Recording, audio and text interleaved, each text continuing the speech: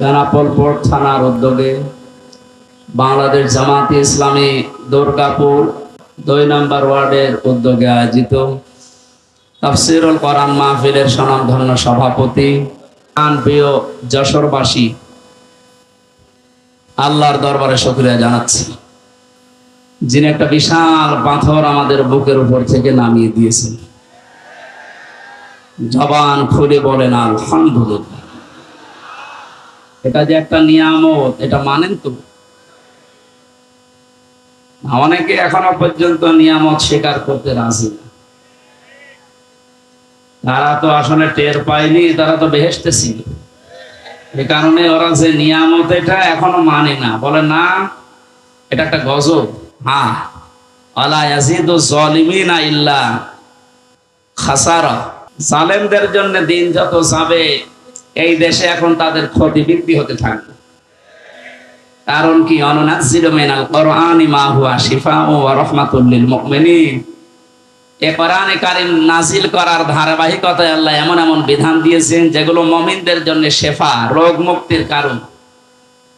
ব্যক্তি, পরিবার, সমাজ এবং রাষ্ট্রে যে রোগগুলো আছে কোরআনে কারীম দিয়ে আগামীতে সবগুলো সংশোধন করা হবে ইনশাআল্লাহ। বৈষম্য বিরোধী ছাত্র আন্দোলনে যারা শরীক হয়েছে, জীবন দিয়েছে, আহত অবস্থায় এখনো হাসপাতালে আছে, প্রায় 2700-র উপরে আমি জানি, 1750-র উপরে প্রায় মারা গেছে এই দেশে। না, মারা যায়নি, শহীদ হয়েছে, মারা গেছে না। যে মানুষগুলো জীবন দিয়ে গেল, অনেকে এখনো পর্যন্ত স্বীকার করে না যে এরা শহীদ। আপনি ভুল পথে আছেন। জালেমের জুলুমের সামনে নিজের জীবনটা পর্যন্ত যে লোকটা দিতে পারে সে শহীদ হবে নাকি আরেকবার মরে দেখানো লাগবে? কোরআনে কারীম জানিয়েছে, ওয়ালা তাকুলু লিমান ইউকতালু ফি সাবিলিল্লাহি আমওয়াত বাল আহইয়াউ ওয়ালাকিন লা তাশউরুন। সূরা বাকারার 154 নম্বর আয়াতে আছে। তাফসীরে ইবনে কাসির আর ফি সিলালিল কোরআন দেখবেন, ব্যাখ্যা লেখা আছে। আল্লাহ পাক বলেন, মুখ দিয়ে কোনোদিন এ কথা বলবি না। যেহেতু মানুষ মুখ দিয়ে কথা বলে, এই জন্য মুখের উপরে আল্লাহ নোটিশ দিয়েছেন। শুধু একজন দুইজনকে না, ওয়ালা তাকুলু, এটা বহু বচন। কেউ এ কথা বলার সাহস করবে না, কোনোদিন বলবে না যারা আমি আল্লাহর জন্য জীবন দিয়েছি এরা মারা গেছে। বরং এরা জীবিত, কিন্তু তোরা টের পাস না। এতটুকু আল্লাহ শেষ করেননি। আল্লাহ পাক বলেন, মানুষ মুখ দিয়ে কথা বলে, এরপরে অন্তর দিয়ে ধারণা করে। এই জন্য ধারণার উপরও আল্লাহ দিয়েছেন নোটিশ।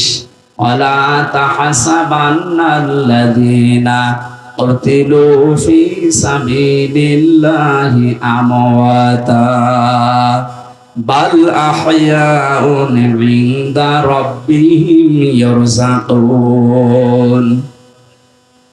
সূরা আলে ইমরানের 159 নম্বর 69 নম্বর আয়াতে আছে, রব্বুল আলামিন বলেন, ধারণাও করবে না কোনোদিন মনে মনে যারা শহীদ হয়েছে এরা মারা গেছে। না, এটা ধারণাও করা যাবে। এত মর্যাদা আল্লাহ তাদেরকে দিয়েছেন। এ মাওলানা রবিউল ইসলাম, এখনই মরার দরকার নেই। যদি মরে, ঈমান নিয়েও যদি মারা যায়, এটা এখন যুবক মানুষ এখন বাঁচবে, সারের কথা বলবে, এমনি কয়েকদিন পর মরে যাবে। উনি যদি ঈমান নিয়েও মারা যায়, কয়েকদিন আগে হজ করে এসেছে তো আলহাজ জাহাঙ্গীর আলম, প্রফেসর মানুষ, উনি যেন মারা যায় ঈমান নিয়ে মারা গেল, কবরে রেখে আসবেন, ঘুমিয়ে পড়বে, কিয়ামতের আগে উঠবে, এর আগে আর খবর নেই, এতটুকু শেষ। কিন্তু শহীদ আবু সাইদ, শহীদ আল্লামা দেলাওয়ার হোসাইন সাইদি রহমতুল্লাহ আলাইহি 90 সালে এই ময়দানে তিনি একবার এসেছিলেন। এখন চলছে 24 সাল। এই 34 বছরের ভেতরে এখানে আর কোরআনের কথা এভাবে মনে হয় হয়নি।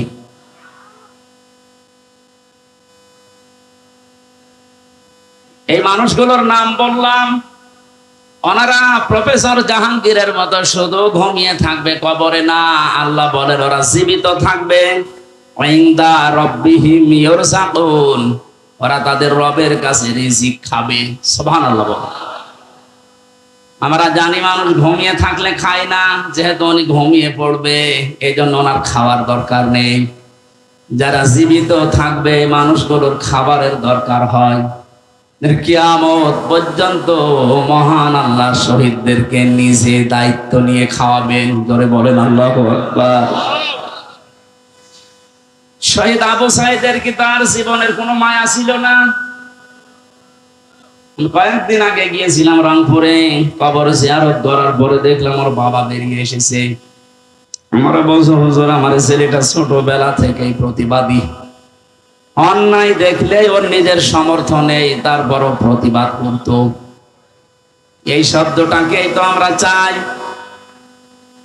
অন্যায় যেখানে হবে প্রতিবাদ সেখানে হবে, এটার আরবি নাম জিহাদ। এটাকে উল্টা পাল্টা নাম দিয়ে বহু নিচে নামিয়ে ফেলেছিল ইসলামিক বিদ্বেষী যারা, তারা বানিয়েছে শব্দটাকে জঙ্গি, টেররিস্ট, সন্ত্রাসী, আরো কত রকমের নাম দিয়ে পৃথিবীর মানুষকে দেখিয়েছে যে এই দেশে জিহাদের নাম নিয়ে বিশৃঙ্খলা তৈরি করার জন্য অনেকে চেষ্টা চালিয়েছে। এরা সবচাইতে বেশি ভূমিকা পালন যারা করেছে, আমি নাম নিয়েই বলি, কাউন্টার টেররিজমের ওই সময়ের যে প্রধান ছিল মনিরুল ইসলাম। আমার যতটুকু বাস্তবতায় জ্ঞান আছে কোরআন আর হাদিসের উপরে, এই লোকটার অ্যাক্টিভিটিস, এই লোকটার কাজ কামের কারণে, এই তৎপরতার কারণে যত মানুষের জীবনে এদেশে নষ্ট হয়েছে, গুম হয়ে আছে। এখান থেকেও একজন গুম হয়েছে, রিজওয়ান। গুম এই শব্দটা শুনতে যদিও ছোট মনে হচ্ছে, এটা যে কত বড় ভয়ানক এবং বিপজ্জনক একটা শব্দ। যারা এখন দায়িত্বে আছেন এত কড়াকড়ি করেন, কিয়ামতের আগে যেন এই দেশে আর কেউ গুম না হয়। আর আমরা চাই এই গুম শব্দের সাথে যারা জড়িত ছিলেন একটাকেও যেন ছাড়া না হয়। কোথায় গেছে ওই মনিরুল? কে যেন সেদিন এক কানা লোককে দেখলাম, অন্ধ, গান বানিয়েছে। কোথায় কাদের কাকা? অন্ধ মানুষ। সুতরাং আমরা চাই এই গুমের সাথে যারা জড়িত ছিলেন, আয়না ঘর বানিয়ে যারা মানুষকে একদিন 2 দিন না 8 বছর 10 বছর পর্যন্ত, আমার মনে হয় যাদের ভেতরে অন্তত যারা পরিমাণেও মনুষ্যত্ব আছে, তারা কোনোদিন আয়না ঘরের ভেতর থেকে পাহারা দিয়ে এসে নিজের বাড়িতে ঘুমানো সম্ভব না। আমি রিমান্ডে যে মাটির নিচে ছিলাম সেখানে ওরা রেখেছিল, আমার উপর যে অত্যাচার করতো, মাঝে মাঝে চিন্তা করতাম, আল্লাহ এরাও তো মানুষ, এরা বাড়ি যে স্ত্রীর কাছে থাকে কি করে? এতে তো ঘুম আসার কথা না। এরা নিজেরাই আমাকে বলতো আপনার কোনো দোষ নেই, আমরা জানি, তারপরও আপনি এই করতেন আমার সাথে। কালো কাপড় দিয়ে চোখ বেঁধে, হাত পেছনে বেঁধে রেখে মাথায় দড়ি দিয়ে টাঙিয়ে রাখতেন, আর আপনি বাড়ি যে ঘুমাতেন, আপনার ঘুম আসতো কি করে? তার মানে মনুষ্যত্বের যারা পরিমাণ একটা কিছু ছিল না, এরা মানুষের বাইরে চলে গেছে। আমার সাথে ভালোবাসতো আমাকে, তাই যদি এই করে যাদের ওরা দেখতেই পারে না, মাঝে মাঝে বলতো, হুজুর আপনার ওয়াজ শুনি আমরা। ওরে শয়তান, কিসের ওয়াজ শুনিস?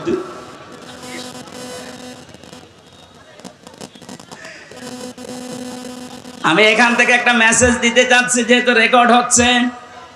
আর শুধুমাত্র হারুন, বিপ্লব, বেনজির এদেরকে নিয়ে আলোচনা হচ্ছে না, আলোচনা বেশি হওয়া দরকার টাক মনিরুলকে নিয়ে। বহু মানুষের জীবনে লোকটা নষ্ট করেছে এই জঙ্গি নাটক সাজিয়ে, বিশ্বের কাছে দেখাতে চেয়েছে হ্যাঁ এদেশে এরকম কিছু আছে। 2 টাকা খরচ হলে সেখানে 20 টাকা রাষ্ট্রের খরচ করেছে। এ লোকটা শাস্তি হওয়া দরকার, নয়তো সামনে এরকম বহু শয়তান উৎপত্তি আছে, ওরা এসে আবার এটা চালু করবে। এখানে যদি সেভাবে শাস্তি দেওয়া দরকার ওইভাবে দেওয়া যেত, সামনে যে অন্যায় হবে বলে আশা করছি বন্ধ হয়ে যেত। কথা বলেন ঠিক কিনা? আমার মনে হয় আয়না ঘরটা একেবারে বিলুপ্ত না করে রেখে দেওয়া দরকার।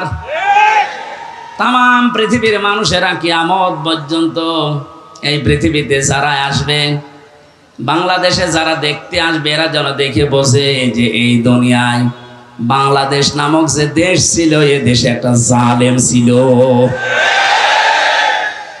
1628 জন মানুষ দায়িত্বে ছিল, তার ভেতরে একজনের হাত খোলা ছিল আর বাকি 1627 জন মানুষের হাত সব বাঁধা ছিল।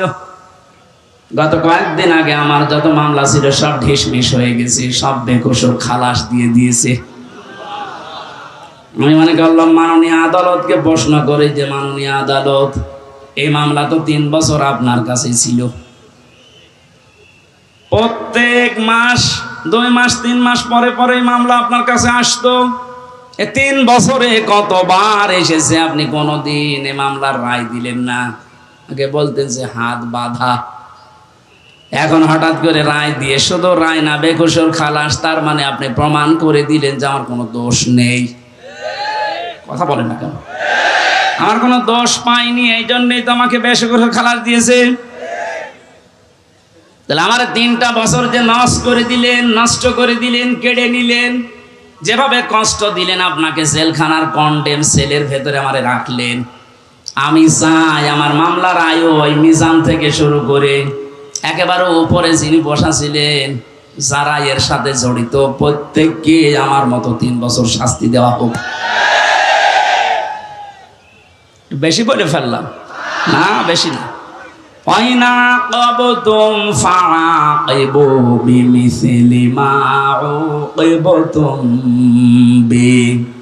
যতটুকু অত্যাচারিত তুমি হও ওই পরিমাণে যদি করো, কোনো গোনা নেই। আমি তো এইটাই চাচ্ছি। আপনি আমার উপরে যা করেছেন, আমারটা আমি বললাম, ব্যারিস্টার আরমানের উপরে যা করেছেন 8 বছর, আমাকে তো 1 তালা মাটির নিচে নিয়েছিলেন, আর ওরে নিয়েছে 3 তালা মাটির নিচে। আজান কি, দিন কখন রাত কখন আমরা জানতাম না, আন্দাজে ইশারায় নামাজ পড়তাম। এই কঠোর অবস্থা 1 দিন 2 দিন হলে মেনে নেওয়া যায়, 8 বছর আপনার কল্পনার বাইরে চলে যাবে। এরপরও অনেকে সাফাই গাছে যে কি করেছে, তারে কুকুরের মতো তাড়িয়ে দিলেন। আজকে তার ছেলে স্ট্যাটাস দিয়েছে, বাংলার মানুষেরা আমার মাকে কুকুরের মতো বিদায় করে দিয়েছে। লজ্জা করেনি কথা বলতে, কি বলছে না বলছে, মাথা খারাপ হয়ে গেছে। কেন কুকুরের মতো তাড়িয়ে দিয়েছে? তার বাস্তবতায় আয়না ঘর।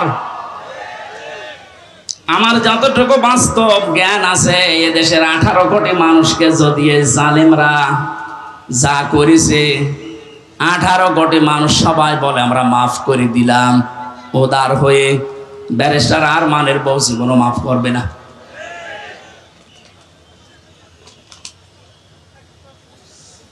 যে লোকটা নিজের জীবন এভাবে দিয়ে শাহাদত বরণ করলেন, বাংলার হাজার হাজার মানুষকে মুক্ত করার জন্য মুখ খুলে কথা বলা, বুক ফুলিয়ে বেড়ানো, এই সুযোগ যিনি করে দেওয়ার জন্য উৎসাহ দিলেন শহীদ আবু সাইদ, তাকে পর্যন্ত অনেকে শহীদ বলতে রাজি না, বলছে আত্মহত্যা করেছে।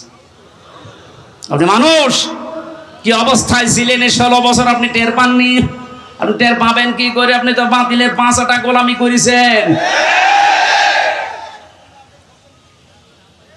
আমাকেও বলেছিলাম কুষ্টিয়া ভার্সিটিতে ওলামা লীগের সেক্রেটারি তোমারে বানাবো, শুধু আমাদের উন্নয়নমূলক কাজগুলো তুলে ধরবা। কি উন্নয়ন করেছেন আপনি? শুধু মোড়ে মোড়ে মানুষের ছবি আর মূর্তি। কত হাজার কোটি টাকা খরচ করে এগুলো বানালেন, কি হয়েছে? 5 তারিখে 1:30টার সময় পালালেন, 5টা বাজতে বাজতে দেশের একটা জায়গায় আমি আর দেখলাম না আছে। 2 এক জায়গায় দেখেছি একটু সিটা ফোটা, ওই রংপুরের এলাকায়, ওখানে আবার উপরে লিখে দিয়েছে চোর। আর কি অপমান করলে আপনি অপমান হবে? এখনো পর্যন্ত যদি কেউ জালেমের সাফাই গান আর এই মাসলুমের পক্ষে কথা না বলেন, আপনিও আর এক জালেম।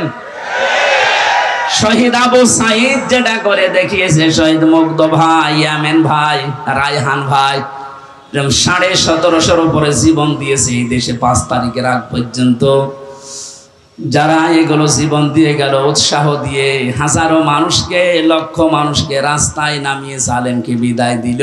আল্লাহ প্রত্যেককে এই শাহাদতের সর্বোচ্চ মাকাম যেন দান করে।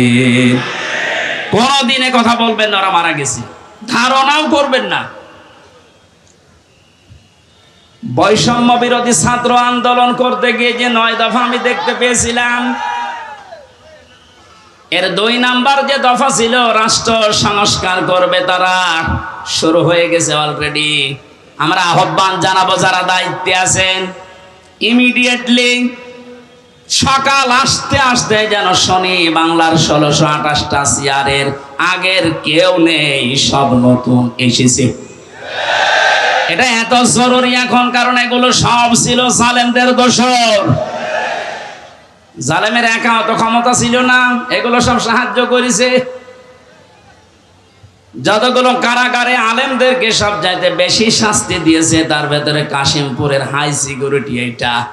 এরা হুজুর দেখলে, আলেম দেখলে, একামতে দিনের লোক দেখলে ওদের বৃদ্ধি বেড়ে যেত। অন্যান্য মানুষ মার্ডার করে এসেছে, তারা সারাদিন ঘুরে বেড়ায়। আর আমার মূল্য চুরি মামলা 24 ঘন্টা ফাঁসির কন্ডেম সেলের ভেতরে তালা লাগিয়ে রাখে, এরপর আবার সিসি ক্যামেরা দিয়ে রাখে, আমার সাথে কেউ যেন কথা না বলে। এমনি মুখ দিয়ে কথা বের হচ্ছে, ভেতরে কত জ্বালা বলেন তো আমার। আমি আহ্বান জানাবো, 1,10,000-এর উপরে এখনো পর্যন্ত বাংলার বিভিন্ন কারাগারে মানুষ বন্দী আছে। এর ভেতরে আমার মনে হয় 100 জনের 70 জনই তার মামলা সম্পর্কে আমার মতো জানি না। আমি যেমন 3 বছর পরে মুক্তি পেয়েছি, ওরাও দেখবেন 3-5 বছর 10 বছর পরে এমনি মুক্তি পেয়ে যাবে। শেষে প্রমাণ করবে আদালত যে এ নির্দোষ, কোনো দোষ পেলাম না। তাহলে 10 বছর নষ্ট করলেন কেন? আমার যে ধারণা, বাস্তবে আমার মনে হয় যত মানুষ বেকসুর খালাস পাবে, এর সাথে যেই পুলিশ জড়িত, যেই কর্মকর্তা জড়িত, যেই বিচারপতি জড়িত, এতদিন আপনি রায় দিলেন না কেন? বলেন আমার হাত বাঁধা। হাইকোর্টের বিচারপতি যদি বলে আমার হাত বাঁধা, তে চেয়ারে বসার দরকার কি? ভ্যান চালিয়ে খান। যেহেতু 1628 জনের মাত্র একটা হাত খোলা ছিল, বাকি সব বাঁধা ছিল।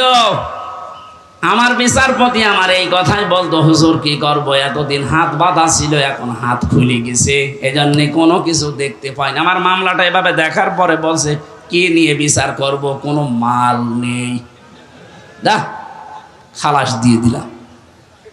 ওনার যেমন হাত খোলা, এখন ন্যায় বিচার করার সাহস পাচ্ছে, শক্তি পাচ্ছে। সারা দেশে যত চেয়ার আছে, কারো হাত আমরা বাধা দেখতে চাই না, সব খোলা দেখতে চাই। কালকে আমার রাতে ছিল চৌগাছা, ওসি সাহেব এসে আমার সাথে খাবার খাবে বলে আকাঙ্ক্ষা পেশ করি যে আমি খাবার খাবো।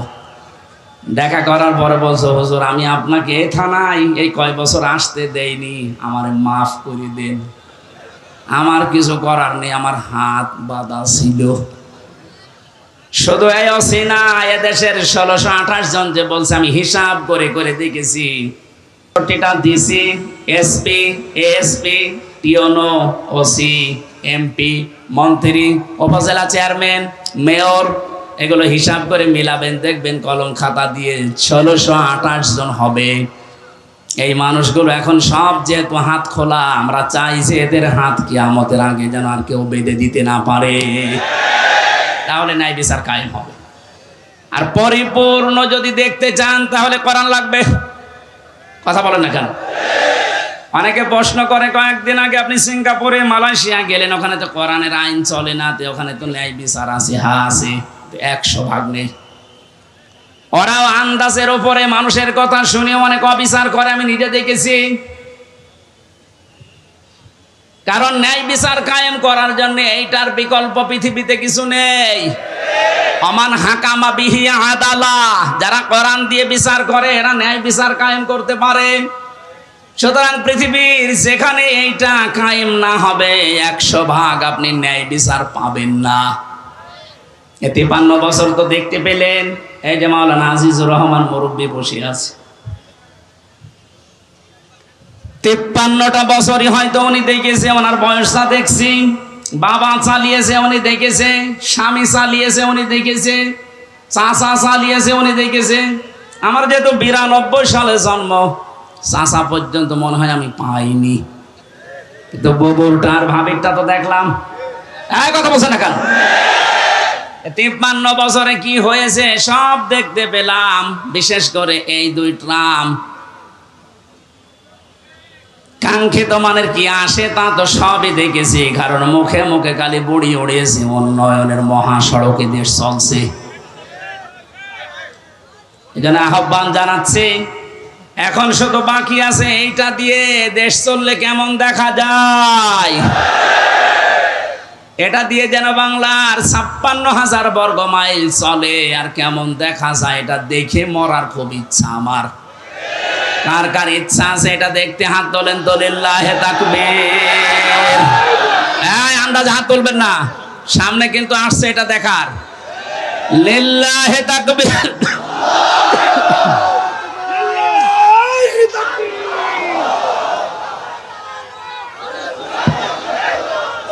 আল কুরআনের আলো, আল হাদিসের আলো, গর্বে এবার সোনার দেশ জামাত ইসলামী বাংলাদেশ, গর্বে এবার সোনার দেশ। কথা বন্ধ করুন ভাই, আমি একটা হাদিস বলছি, এবার আনা যায় কিনা? না, 98% সঠিক, আর 2% সমস্যা আছে নাকি? এদেশে এক দরবেশ বলে না যে কোরআনেও সমস্যা আছে, এতে মেজর না, বলে নাই দরবেশে? আমি এখন যে হাদিস বলছি কি 98% না 100% সত্য? 100% সত্য যদি বিশ্বাস করেন মানবেন তো? আন আবি হুরায়রা রাদিয়াল্লাহু তাআলা আনহু قال قال النبي صلى الله عليه وسلم। এই কথা বলেন কেন? কথা বন্ধ করেন, এটা গুরুত্বপূর্ণ বিষয়, ভালো করে শোনেন, শুনতে পারলে হবে। বসেন। মানিত্তাবাআল হুদা বিগাইরিল কুরআন আদাল্লাহুল্লাহ। তিরমিজি শরীফের হাদিস, যে 6টা গ্রন্থ হাদিসের অথেন্টিক আছে, তার ভেতরে এটা একটা। আল্লাহর নবী জানিয়েছেন এই পৃথিবীতে কোরআন বাদ দিয়ে কেউ যদি কোনো জায়গায় ভালো হওয়ার নিয়তেও যায়, আল্লাহ নিজে দায়িত্ব নিয়ে তাকে গোমরা বানিয়ে দেয়। আর আমরা জানি গোমরা মানুষ যাবে কোথায়? আরো জোরে, জোর হলো না, বলেন আর একবার। এবার হাদিসের বাস্তব ব্যাখ্যা শোনেন। কোরআন যেখানে নেই, এখানে যদি আপনি ভালো হওয়ার নিয়তেও যান, আপনাকে খারাপ বানানোর দায়িত্ব হামজার। তাহলে দল্লায়া দিল্ল দিত, আপনি নিজেই নিজেকে খারাপ বানিয়ে ফেলেছেন। এটা যেহেতু ভাবে ইফাল থেকে এসেছে, বাংলা অর্থ দাঁড়িয়েছে, আপনি হয়তো ভালো হওয়ার নিয়তে কোনো জায়গায় গিয়েছিলেন, কিন্তু সেখানে কোরআন ছিল না, কোরআনের কর্মসূচি চলে না, আপনি গেলেন কেন সেখানে? এই জন্য আল্লাহ নিজে দায়িত্ব নিয়ে আপনাকে গোমরা বানাবে, আর গোমরা মানুষ যাবে। সুতরাং আজকের এই ময়দানে গরমে শুধু আসা না, কঠিন একটা সিদ্ধান্ত নিয়ে যাওয়া লাগবে। কোরআন যেখানে নেই, ওই দরবার যদি আমার বাবাও কায়েম করে, ও দরবারে আমি নেই। কোরআন যে রাজনৈতিক দলে নেই, যাদের কর্মসূচিতে কোরআন নেই, ও রাজনৈতিক দলের প্রতিষ্ঠাতা যদি আমার বাবাও হয়, আমি ওই দলে নেই। কারা কারা এটা মানতে পারবেন দেখি? আন্দাজ হাত তুলবে না কিন্তু। দেখেন তো, হাত তোলেনি কে? দেখেন তো। নারে তাকবীর, নারে তাকবীর, আল কুরআনের আলো, সংসদে চলো, নারে তাকবীর। পুলিশের হাত তোলার দরকার নেই, পুলিশ তো নিরপেক্ষ থাকবে, পুলিশ হাত না। তারপরও আপনাদেরও কোরআনের পক্ষে থাকা লাগবে। আপনি কি জাহান্নামী হতে চান? এটা আমি আর কি করার জন্য, খেলা করার জন্য বলি না। কোরআন যেখানে নেই সে যে দল হোক, যদি জামাতে ইসলামী বাংলাদেশের ভেতরে কোরআন না থাকে, কোরআনের কর্মসূচি না থাকে, এই দলে থাকা এখানে সাপোর্ট করা হারাম। বলেন। কিন্তু কোরআন যদি থাকে, কোরআনের কর্মসূচি থাকে, ওখানে সাপোর্ট করা, রায় দেওয়া, ভোট দেওয়া, সমর্থন দেওয়া, সুপারিশ করা ফরজ, নামাজের মতো ফরজ। বলেন। আমার মনে হয় মাহফিল আজকে হয়ে গেছে, যদি আপনি মেনে নিতে পারেন তাহলে মন আসাদ করে দিন, কে ওয়াজ করবো আর। আজকে আমরা তেলাওয়াত করেছি গুরুত্বপূর্ণ একটা আয়াত, সূরা আলে ইমরানের 102 নম্বর আয়াত। আমরা তো জন্মের পর থেকে আয়াতটা শুনছি, কিন্তু তিনটা বিষয়ের ভেতর আল্লাহ এমন ভাবে সাজিয়েছেন, যেহেতু তাফসীরুল কোরআন মাহফিল লিখেছেন, আমরা হক আদায় করার একটু চেষ্টা চালাচ্ছি ইনশাআল্লাহ। জবান খুলে আগে একটু তেলাওয়াত করেন। আউযু বিল্লাহি মিনাশ শাইতানির রাজিম, বিসমিল্লাহির রহমানির রহিম।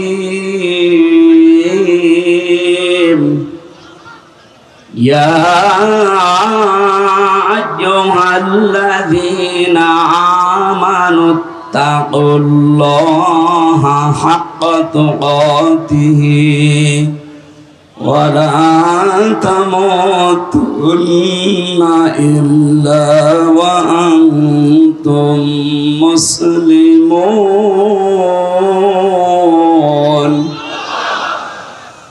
সূরা আলে ইমরান নামকরণ আছে, ঐতিহাসিক প্রেক্ষাপট আছে, বাস্তবতার কিছু শিক্ষা আছে। সবগুলো বলতে গেলে আবার আজান হয়ে যাবে।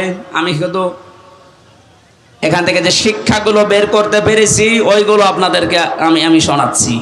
আল্লাহ প্রথমেই ডাক দিয়েছেন শুধু ঈমানদারকে। এই আয়াতের মুখাতেব যারা, তারা ঈমানদার। কোনো বেঈমান এই আয়াতের ভেতরে নেই। এখানে যদি কোনো বেঈমান থাকেন আপনি চলে যান।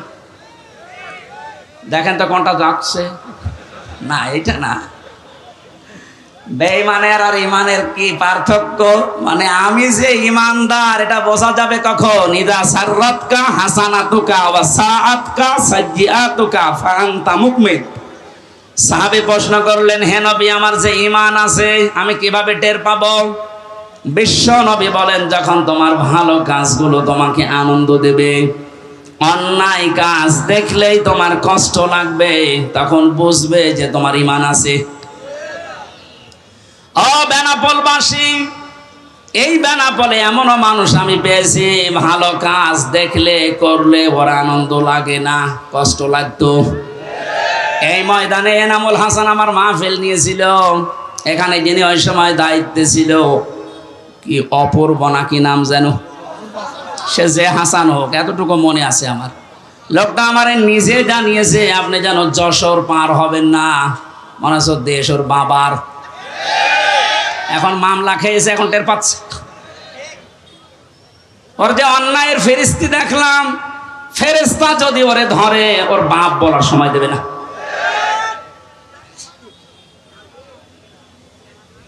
আল্লাহ এই গজব থেকে যে আপনাদেরকে বাঁচিয়েছে, এখন যিনি আছে মনে হয় আল্লাহর ওলি হবে। আল্লাহ ওনাকে হায়াতে তাজ্জে বাসিহাত।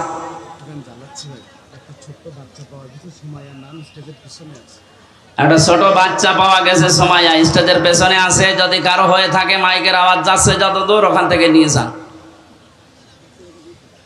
আমার ভাইরা, কি বলতে গেলাম, তো ছাতা ভুলে গেলাম। এভাবে হঠাৎ করে আসলে ঠিক আছে, ওইটুকু মনে আছে আমার। সম্মানিত ভাইরা, যে যিনি আছেন দায়িত্বে, এই যে কিছুদিন আগে যশোরে যিনি এসপি হিসাবে দায়িত্ব পালন করার জন্য এসেছেন, ওনার একটা ভিডিও দেখলাম। মানে দায়িত্ব নেওয়ার পর দিনই জানিয়েছে, পুলিশের এই চাকরি আমি জান্নাতে যাওয়ার মাধ্যম মনে করি।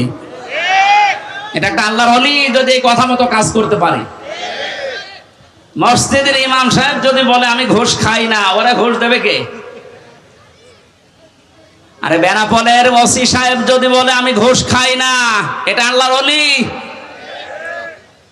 কারণ একেবারে আল্লাহর সব খুলে দিয়েছে। সুতরাং যিনি দায়িত্বে আছেন, আল্লাহ যেন তার ভেতরে যশোরের এসপি সাহেবের মতো আল্লাহর ভয়, আখেরাতের ভয়, জান্নাতের আশা ঢুকিয়ে দেন। বলেন আমিন। আমি ওসি সাহেবের জন্য দোয়া করছি। এ বিশাল আয়োজনে অনেক আঞ্জাম দিয়েছেন, অনেক পুলিশ সদস্য পাঠিয়ে, যদিও পুলিশরা দাঁড়িয়ে আছে, কিছুই করছে না। আপনারা কোনো ঝামেলা হলে একটু দেখেন ভাই, আশা করছি হবে না। এখন কিছুদিন আগে বাংলাদেশ জামাতে ইসলামী কুষ্টিয়া জেলা শাখার উদ্যোগে 550 আলেমকে দাওয়াত দিয়েছিল। সব ঘরানার আলেমরা এসেছিল। 550, 3.5 ঘন্টা 4 ঘন্টা আমরা আলোচনা রেখেছি কোরআন হাদিস দিয়ে। কোনো বাধা নেই, কোনো উস বিষ নেই। আপনি বলেন তো 5 তারিখের আগে আগস্টের 550 না 5.5 জন আলেম এক জায়গায় হলে 10টা মামলা হয়ে যেত। কোথা থেকে আল্লাহ কোথায় আমাদেরকে পৌঁছিয়ে দিয়েছে, এ নিয়ামতের শুকরিয়া আদায় করা দরকার না? আসলে এই নিয়ামত ব্যয়ের শুকরিয়া আদায়ের মাধ্যম 3টা। আপনাদেরকে আমি খুব শর্টকাটে বলছি। পৃথিবীতে যে কোনো নিয়ামত যদি পান, নিয়ামতের যে শুকরিয়া আদায়, এতদিন শুনেছেন যে আলহামদুলিল্লাহ বললেই হয়ে গেল না, এটা একটা বাক্য। এটা কি? নিয়ামতের শুকরিয়া আদায় হবে 3টা বিষয় মানলে। 1 নম্বরে আপনাকে মুখে বলা লাগবে যেটা নিয়ামত। এটা কি? এ দেশের 100 জনের 80 জন বিশ্বাস করছে, মেনে নিয়েছে যেটা নিয়ামত, খালি 20 জন এখনো মানে না। এক কথা বলেন। এই জন্য একটা উদাহরণ আমার মনে পড়ছে। হোস্টেলে খাবার খায় 100 জন। সকালবেলা ওদের দেওয়া হয় পাউরুটি আর কলা। 20 জন বলছে চা দেওয়া হচ্ছে, এভাবে দেওয়া হোক, আমাদের অসুবিধা নেই। 80 জন বলছে না, এই খাবার আমরা খাবো না, আমরা মেনু পাল্টাতে চাই। হোস্টেল ম্যানেজারকে ডাক দিয়েছে যে স্যার, আমরা কেউ চাই রুটি, কেউ চাই রোল, কেউ চাই খিচুড়ি, এভাবে বিভিন্ন নাম দিয়েছে। উনি বলছে তাহলে ভোট দাও। ভোট দিয়ে দেখা গেল যে 20 জন আগে ছিল কলা পাউরুটি, ওরা 20 জনই আছে। বাকি ভোট দেওয়ার পরে 15 জন চেয়েছে রোল, 18 জন চেয়েছে চিড়া, 19 জন চেয়েছে হয়তো খিচুড়ি। এভাবে ভাগ ভাগ করে দেখা গেল যে 80 জন ভাগ হয়ে 20 পর্যন্ত আর যেতে পারে নাই। এটা বললাম এই কারণে, এখন কিন্তু সময় ঠিক ওই কায়দায় চলছে। এই কথা বলছেন। আমরা সংখ্যা এখন কম না। 5 তারিখের পর থেকে আজকের 11 তারিখ, আজকে 11 তারিখ না, এই 1 মাস 6 দিনের রিপোর্ট আমরা পেয়েছি, বিবিসি রিপোর্ট দিয়েছে। 5 তারিখে, আগস্টের 5 তারিখের আগ পর্যন্ত এই দেশে মাত্র 100 জনের 15 থেকে 16 জন মানুষ চাইতো যে দেশে ইসলাম কায়েম হোক। কিন্তু 1 মাস 6 দিনের ব্যবধানে গতকালকের রিপোর্ট, এই দেশে এখন 41 জন, কয়েকদিন আগে 36 জন ছিল, এখন 100 জনের 41 জন মানুষ চাচ্ছে যে এই দেশে ইসলাম কায়েম হোক। এভাবে যদি কিছুদিন যেতে থাকে, আপনি দেখবেন 51 মানুষ যদি চায় যে দেশে আল্লাহর আইন দিয়ে চলুক, কোন মহারথী আর বাধা দিয়ে ঠেকাতে পারবে না ইনশাআল্লাহ।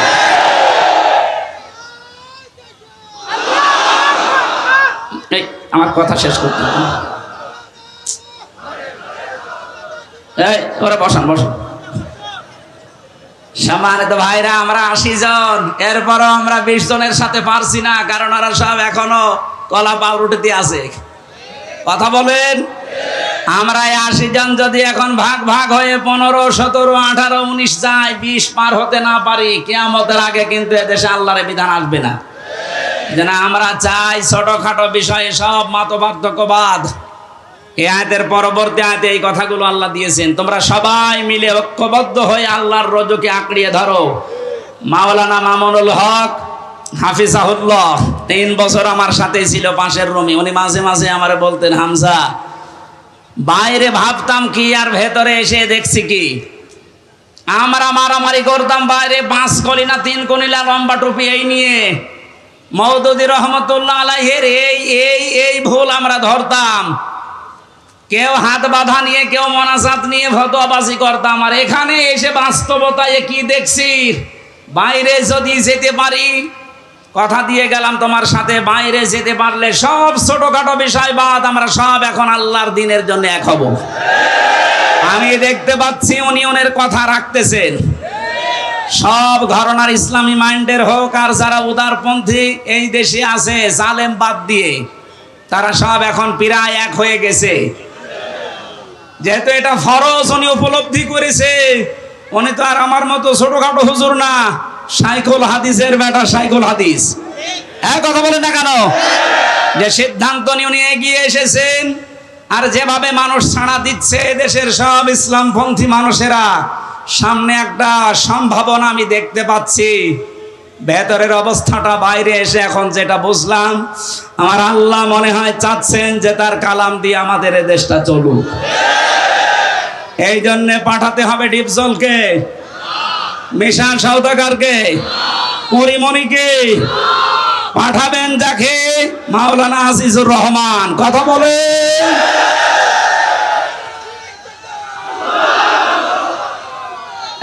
একটু চুপ কর। সেদিন সিরাজগঞ্জে যাওয়ার পরে আমি নেতৃত্বের গোনাবলী 8টা এর উপরে কথা বলেছিলাম। এক জালেম এসে বলছে, হুজুরে ওয়াজ হচ্ছে না রাজনীতি হচ্ছে?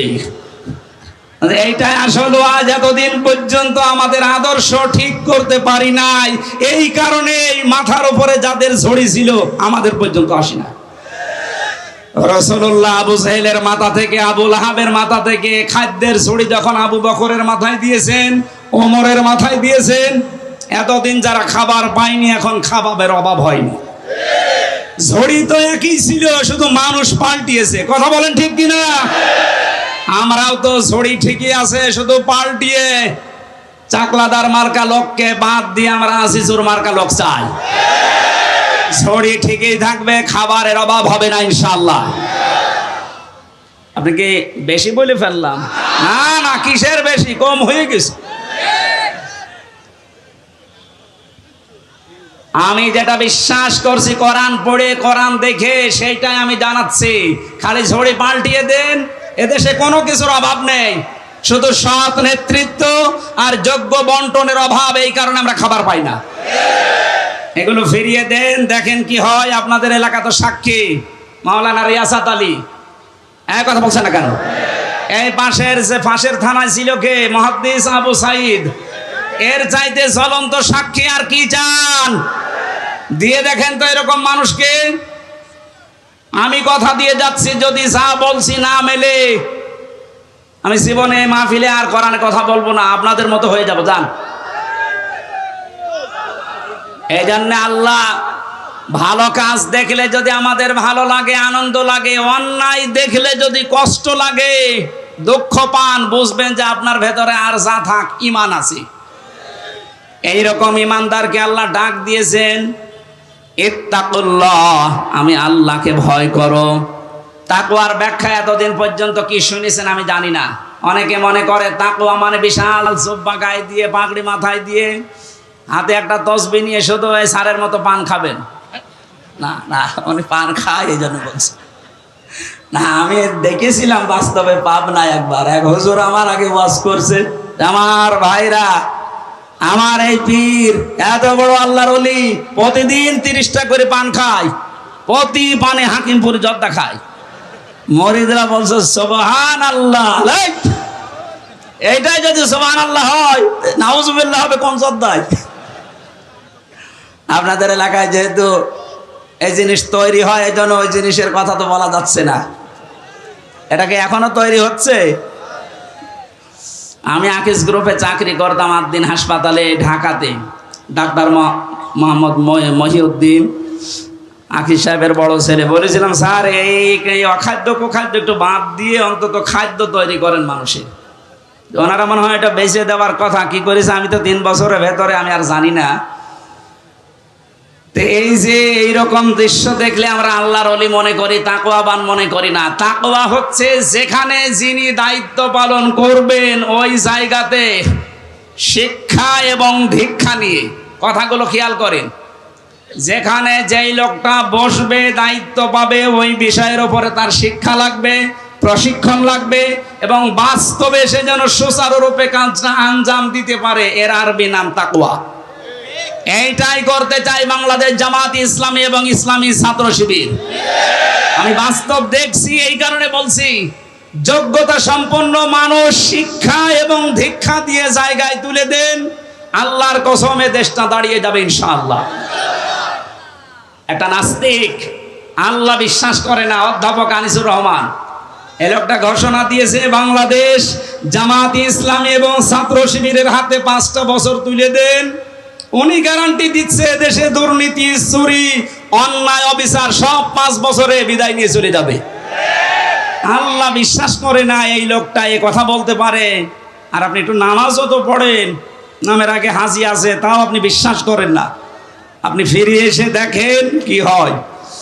আমার বংশের 100 জনের 98 জন ছিল এই জালেমের পক্ষে। আগস্টের 5 তারিখের বিকাল আসতে আসতে আমারে কল দিয়ে বলছে, বাবাজি আমরা সব পাল্টিয়ে গেছি, মানে সব আমরা এখন জামাতে ইসলামী, এখন জামাতে ইসলামী। ওরা বুঝে ফেলেছে যে জালেমরা এই পৃথিবীতে আর প্রতিষ্ঠিত হতে পারবে না, কারণ আমরা 80 জন, ওরা মাত্র 20 জন। এই কথা বলেন না কেন? এই জন্য ছোটখাটো বিনা বিষয় নিয়ে আর গন্ডগোল করা যাবে না, সব বাদ, সব এখন আমরা এক হব। 80 জন যদি এক জায়গায় হতে পারি, সত্য কথা বলছি, কিয়ামতের আগে দেশ থেকে আর কোন জালেম চেয়ারে বসতে পারবে না ইনশাআল্লাহ। এই জন্য আমাদের উচিত হচ্ছে তাকওয়ার যে ব্যাখ্যাটা আধুনিক বললাম, হ্যাঁ তাকওয়া মানে আল্লাহর ভয়, তাকওয়া মানে নিষিদ্ধ কাজ ছেড়ে দেওয়া আছে। আসল ব্যাখ্যা এইটা, আর এইটাই জামাত ইসলামী বুঝেছে। এই জন্য যোগ্যতা সম্পন্ন মানুষ তৈরি করা, শিক্ষা দেওয়া, প্রশিক্ষণ দেওয়া, ওই জায়গা চালানোর মতো কোয়ালিটি তৈরি করে বসিয়ে দেওয়া, এটা যদি সত্যি আমরা করতে পারি, এই তাকওয়া, আল্লাহ কি জানিয়েছেন? ওয়ালাউ আন্না আহলাল কুরা আমানু ওয়াত্তাকাউ লাফাতাহনা আলাইহিম বারাকাতিম মিনাস সামাই ওয়াল আরদ। আল্লাহ বলেন আমার উপরে ঈমান আনার পরে যদি তাকওয়া অবলম্বন করতে পারো, তার মানে এইভাবে যেভাবে প্রশিক্ষণ দিয়ে 3 মাস 6 মাস 1 বছর পরে পরে খুঁটি বানায় এক একটা, এভাবে যদি তৈরি করে নিতে পারো, আমি আল্লাহ গ্যারান্টি দিচ্ছি, লাফাতাহনা, লামে তাকিদ, সুপারলেটিভ ডিগ্রি, এটা যত রহমত বরকতের দরজা আকাশ জমিনে আছে আমি আল্লাহ সব খুলে দেব। জোরে বলেন সুবহানাল্লাহ। এটা আমরা দেখতে চাই না, চাই না? লাফাতাহানা দিয়েছেন আল্লাহ, আল্লাহর গ্যারান্টি মিথ্যা মনে হয়? বলেন 100% বিশ্বাস করে আল্লাহর কোরআনের এই সূরা আনআমের না আরাফের 96 নম্বর আয়াতটা আল্লাহ যখন গ্যারান্টি দিলেন, ঈমান আছে তোমাদের, এই অনুযায়ী তাকওয়া অবলম্বন করো, যোগ্য ব্যক্তি তৈরি করে যোগ্য জায়গায় তুলে দাও, আমি আল্লাহ পাক এই 2টা শর্ত দেখলে আকাশ আর জমিনের বরকতের দরজা খুলে দেব। কত হাজার কোটি টাকা পাচার হয়েছিল, 4 ভাগের 3 ভাগ ফেরত আসতেছে ইনশাআল্লাহ। যারা দায়িত্বে আছে এই মানুষগুলো যদি এই করতে পারে, যাদের ভেতরে 100% তাকওয়া, ডক্টর আনায়েতুল্লাহ আব্বাসী কয়েকদিন আগে ঘোষণা দিয়েছে, তাকওয়াবান মানুষগুলো যদি সত্যি চেয়ারে বসতে পারে, শুধুমাত্র টাকা যা পাচার হয়েছে এগুলো না, যারা এখনো বন্ধ করে রেখেছে ওইগুলো আল্লাহ ফেরত নিয়ে এসে দেবে ইনশাআল্লাহ। এক দরবেশের দিকে তাকিয়ে দেখলাম 36,000 কোটি টাকা ঋণ করিস। দরবেশের অবস্থা যদি এই হয়, যারা ধরবেশ এদের অবস্থা কোন জায়গায়? সব কয়টা বিভাগ এরা এমন জায়গায় পৌঁছিয়েছিল, শয়তান দেখে হাসতো যে আমি আর কি শয়তানি করবো, এর তো আমার চাইতে বড় শয়তান। এই জন্য তাকওয়ার আমি এখানে 9টা ব্যাখ্যা পেয়েছি, সংক্ষেপ করছে। আপনারা একটু তাফসিরে ফি জিলালিল কোরআনটা একটু দেখবেন। এটা আমি জেলখানায় থাকতে বেশি বেশি স্টাডি করেছিলাম, এই জন্য রেফারেন্সগুলো এখান থেকেই বলা হয় বেশি। ওয়ালা তামুতুন্না, মৃত্যুবরণ করবা না, ইল্লা ওয়া আনতুম মুসলিমুন, যতক্ষণ মুসলমান হতে না পারো। এই ঘোষণা কার? আরো জোরে বলেন। মুসলিম শব্দটা ইসলাম থেকে, সিলমন থেকে এরকম ভাগ ভাগ করে এসেছে। এ পৃথিবীতে যে ইসলাম আমরা বলি এটা 2 প্রকার। ইসলাম কয় প্রকার? আরো জোরে বলেন। একটা ইসলাম হচ্ছে প্রাকৃতিক ইসলাম, আর একটা হচ্ছে শারঈ ইসলাম। প্রাকৃতিক ইসলামে যে আম গাছে আম ধরা, সূর্য যেদিকে উঠতেছে তৈরি হওয়ার পর থেকে কিয়ামত পর্যন্ত ওইভাবে ডুবতে থাকবে, এটা প্রাকৃতিক। এটা কি? এইটার দায়িত্ব আল্লাহ মানুষকে ছেড়ে দেয়নি। সারা জীবন চেষ্টা করলেও আপনি আম গাছে তাল ধরাতে পারবেন? কারণ এই নিজাম, এই নিয়মটা কার বলেন তো? আল্লাহ এটা কায়েম করে দিয়েছেন, কিয়ামত পর্যন্ত থাকবে। কিন্তু শরীয়ুল ইসলাম যেটা কাগজে আল্লাহ দিয়েছেন, এই যে কোরআনের কাগজে, হাদিসের কাগজে, এই কাগজের ইসলাম জমিনে দাঁড় করানোর জন্য আল্লাহ পাক নিজে দায়িত্ব নেননি, এটা আমাদের উপরে ছেড়ে দিয়েছেন। এর আগেও আল্লাহ নেয়নি, এখনো নিচ্ছেন না, ভবিষ্যতেও নেবে না। হ্যাঁ, আমাদের অ্যাক্টিভিটিস দেখে আল্লাহ আমাদের হাতে তুলে দেবে। ইন্নাল্লাহা লা ইউগায়্যিরু মা বিকাওমিন হাত্তা ইউগায়্যিরু মা বিআনফুসিহিম। যতক্ষণ পর্যন্ত কোন জাতি নিজের ভাগ্য পরিবর্তনের চেষ্টা না চালায়, ততক্ষণ আল্লাহ ভাগ্য পরিবর্তন করে দেয় না। এ কথা মানেন তো? সময় সুযোগ যখন এসেছে, আমাদের ভাগ্যকে আমাদেরই পাল্টাতে হবে। এই কাগজের ইসলামকে জমিনে নিয়ে আসা লাগবে ইনশাআল্লাহ।